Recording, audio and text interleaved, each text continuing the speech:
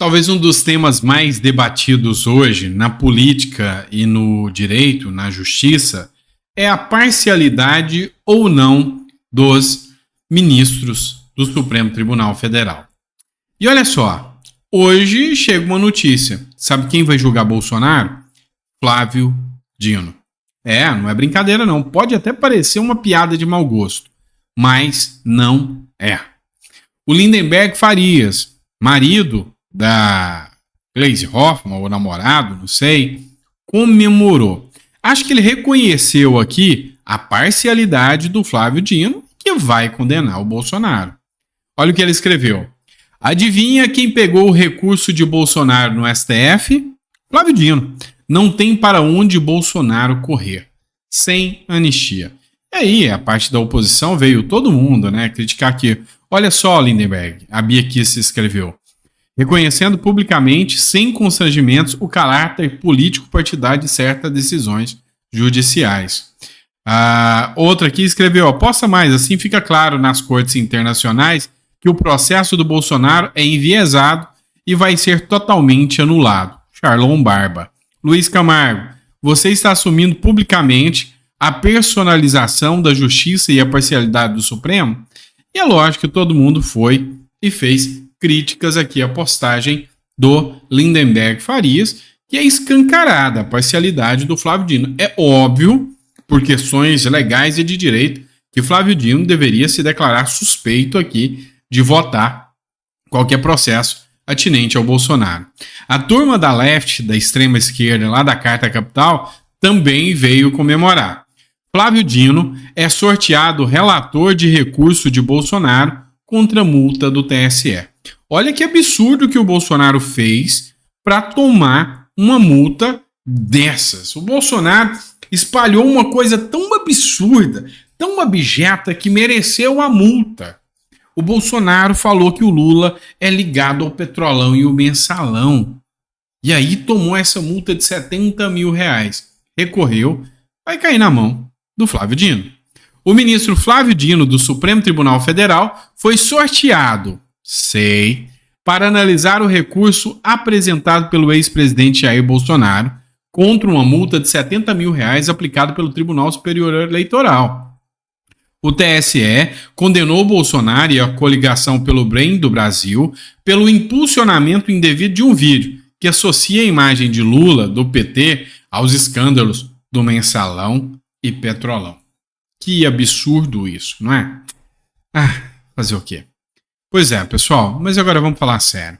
A grande questão é que, assim, tem que ou estar muito desconexo da realidade, ou, sinceramente, ser muito militante a ponto de jogar a moral fora e entender que o Flávio Dino é uma pessoa que não tem a suspeição para julgar Bolsonaro. E aqui eu não estou para defender Bolsonaro e nem acusar o Flávio Dino. Eu estou para falar de direito, de lei. É absurdo. É claro, é nítido o viés político que o Flávio Dino sempre exerceu e a sua postura totalmente anti-Bolsonaro. Assim como o Alexandre de Moraes. E aí, eu achei o ponto mais interessante, o doutor Pavinato. Pois é, o Pavinato fez uma publicação com uma certa pergunta, né? Desculpem aqui pelos palavrões que estão escritos, mas eu vou tentar ser meio que na íntegra aqui.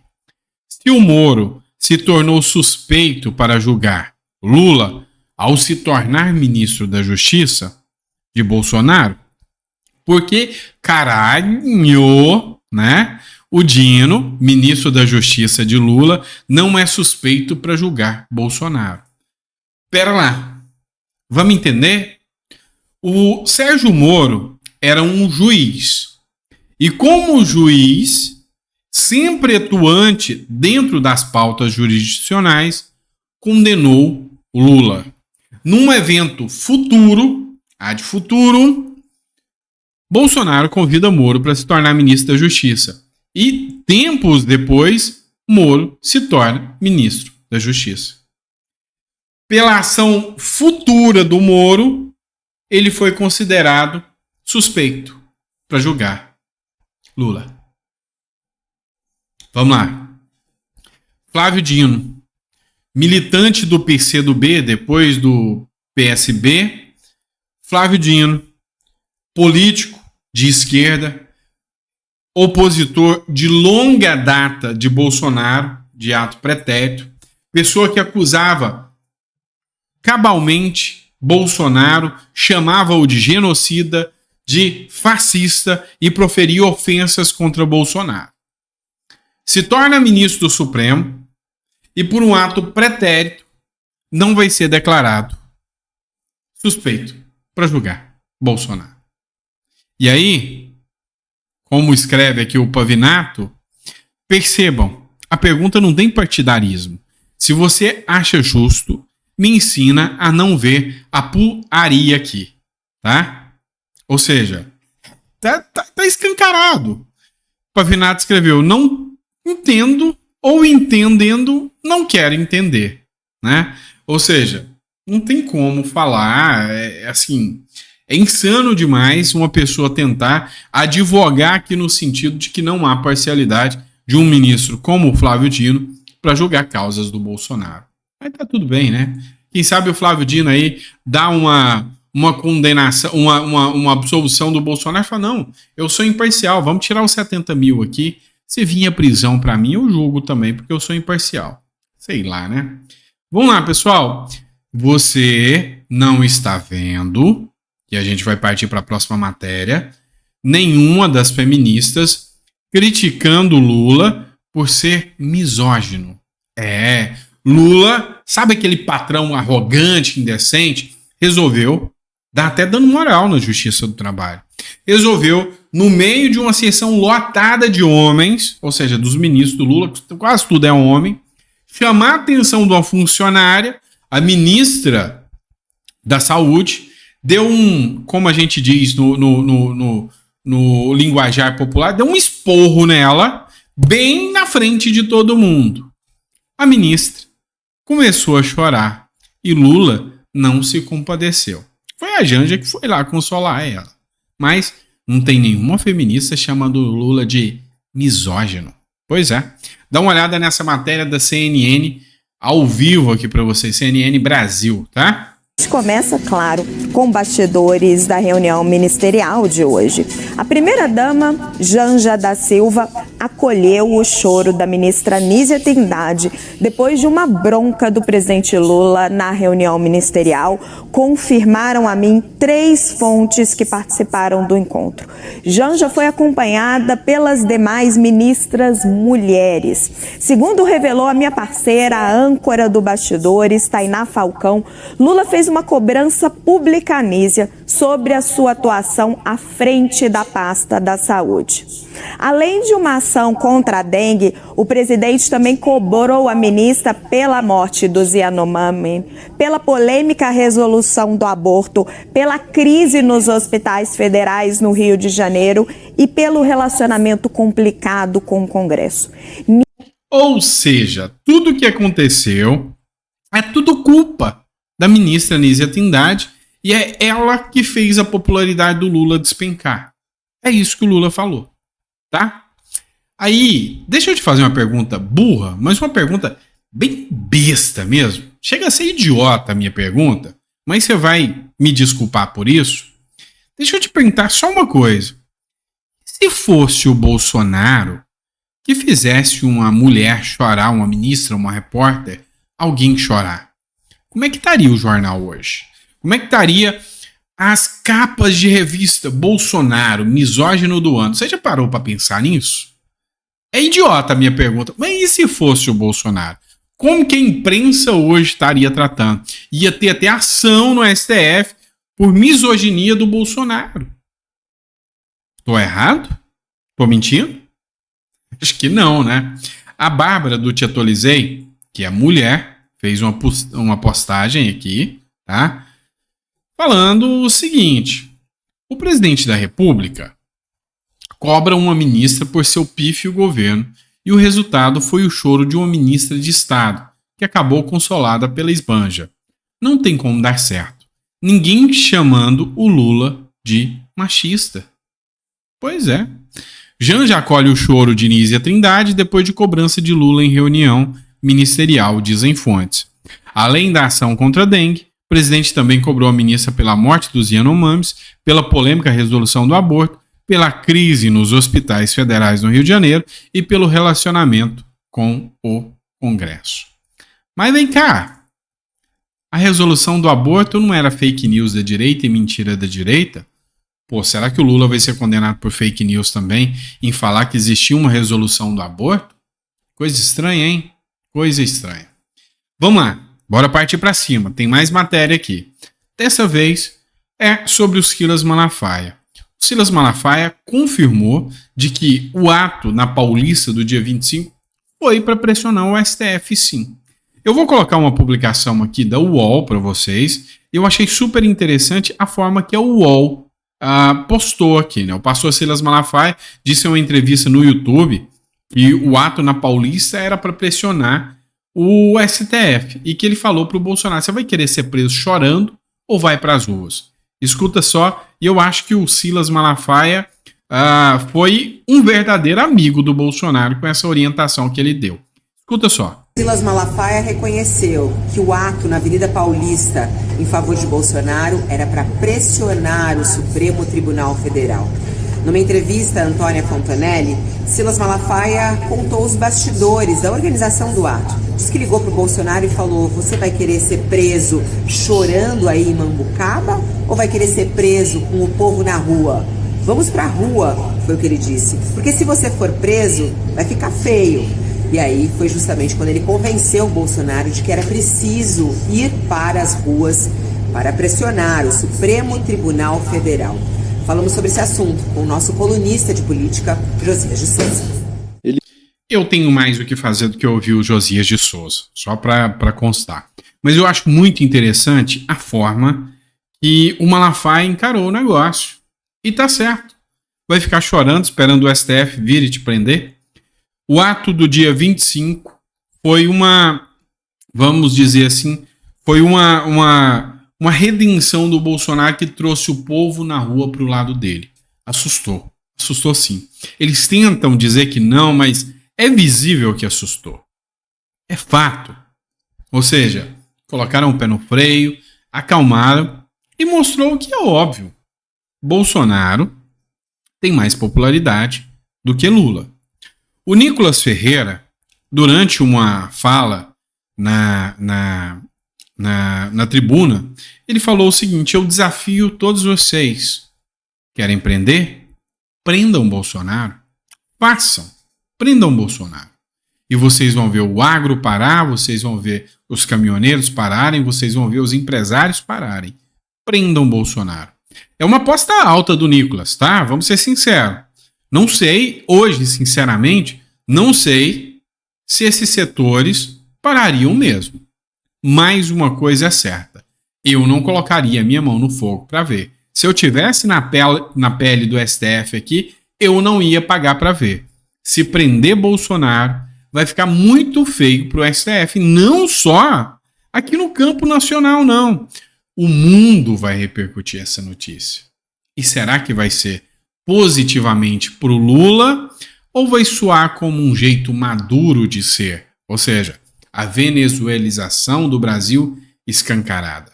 Pois é, eu aposto na segunda. Vai mostrar para o mundo que o Brasil também não está afim de opositor, não. Assim como acontece na Venezuela, como acontece na Rússia, em Cuba também. E por falar em Cuba, eu mencionei mais cedo, mas virou mais notícia. Cuba registra apagões de energia, escassez de alimentos e nova onda de protestos pelo país. É o que faz o socialismo. Miséria e mais miséria.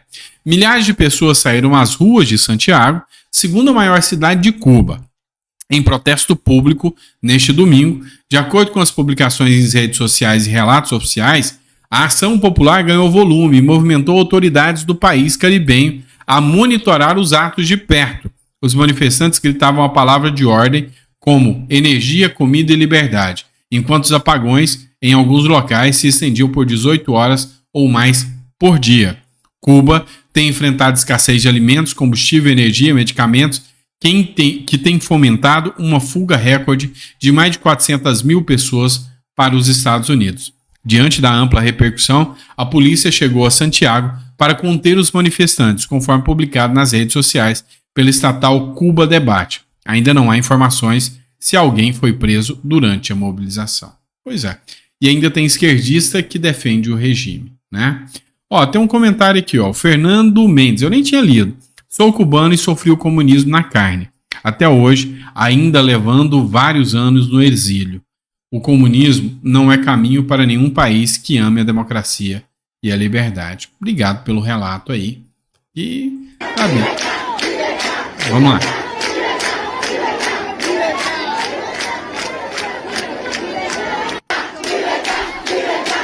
Pois é, você vê que o povo tá indo pra rua mesmo. E assim, fica nítido, fica escancarado, fica mais do que, sabe, demonstrado que, sabe, o socialismo não leva a nada. É algo insano, né? Se torna uma verdadeira terra de absurdos. São pessoas autoritárias. O que a gente percebe é uma coisa comum a todos, né?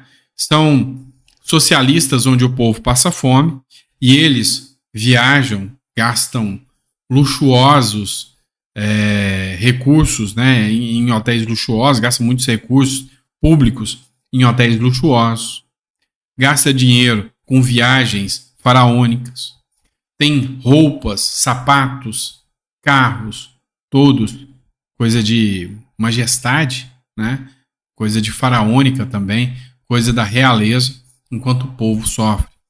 Teve um evento em que aconteceu, não me recordo, mas eu acho que o Dias-Canel ele foi visitar o Papa e a digníssima esposa dele levou uma bolsa avaliada em $27 mil.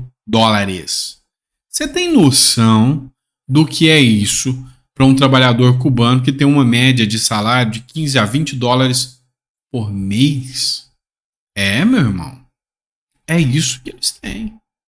Então, falar que o sistema socialista é uma evolução, ou é burro ou é mau caráter mesmo. Não tem outra linha de pensamento, não. É muito mau caratismo desse tipo de ser. Tanto é que você não vê as pessoas de países capitalistas fugindo para os países socialistas. Ou vê? Não vê. Você não vai ver em momento nenhum o cara fugindo. Eu vou fugir dos Estados Unidos porque não tem direitos sociais aqui. Eu vou fugir para os Estados Unidos e vou para Cuba. Não. Você vê o inverso. Ou não é? Você vê o inverso. Então, meu amigo, é muito mau caratismo, é muita falácia, é muita hipocrisia desse tipo de gente, né? Vamos lá, pessoal. Última matéria que eu vou colocar com vocês. Teve uma pessoa aí que não gostou de uma matéria que eu fiz. Tô nem aí, vou colocar de novo. E eu vou mostrar alguns outros pontos. Foi uma publicação do Diário do Centro do Mundo, onde citou que o bolsonarista delegado da Cunha vira réu por violência doméstica escancarada em vídeo aterrador. Ou seja, coloca a foto aqui do delegado da Cunha, do lado do Eduardo Bolsonaro, vinculando claramente o Eduardo Bolsonaro ao da Cunha, para dizer que o da Cunha, porque foi liberado um vídeo dele que ameaça a mulher de morte, ele é um bolsonarista. Só que tem um pequeno detalhe. Ele é um bolsonarista, ou melhor, um cara que se elegeu com a bandeira do Bolsonaro e que só até agora votou 73% com o governo. E aí o Eduardo Bolsonaro escreveu o seguinte: sim, eu sei que é do Diário do Centro do Mundo, mas vale desmentir essa fake news. Não tenho sequer afinidade profissional com o deputado, já que ele votou 73% com Lula na Câmara, quanto mais vínculo de amizade. E aí o Maurício Marcon escreveu aqui, ó, quem quiser ver como cada deputado vota, é só acessar placarcongresso.com. E lá no Placar Congresso, você realmente vê como cada um votou. Você pode entrar lá e ver como que o seu deputado está votando, né? E o Paulo Bilinski escreveu, a verdade precisa ser dita e repercutida. Paulo Bilinski também é delegado. Então, assim, eu tenho essa visão de que, infelizmente, teve muita gente, mas muita gente, que na hora de pedir voto sou direita. Na hora de votar, é Lula, paz e amor. Então, que fique aí o recado para vocês abrirem os olhos daqui para frente. E aí, é só você pegar a lista. Tem Romário, tem Tiririca, tem um monte que entrou aí, como se diz, eu sou conservador, sou da direita. Nem tudo que reluz é ouro, meu amigo. Então, abre os olhos, não recuo, a matéria é essa, e acho que parlamentar bom é parlamentar bom. Parlamentar que não respeita o que o seu eleitorado quer, para mim não é parlamentar bom, tá? Pelo menos é a minha visão, tá certo? Obrigado, pessoal, fiquem com Deus e vejo vocês no próximo editorial. Até lá.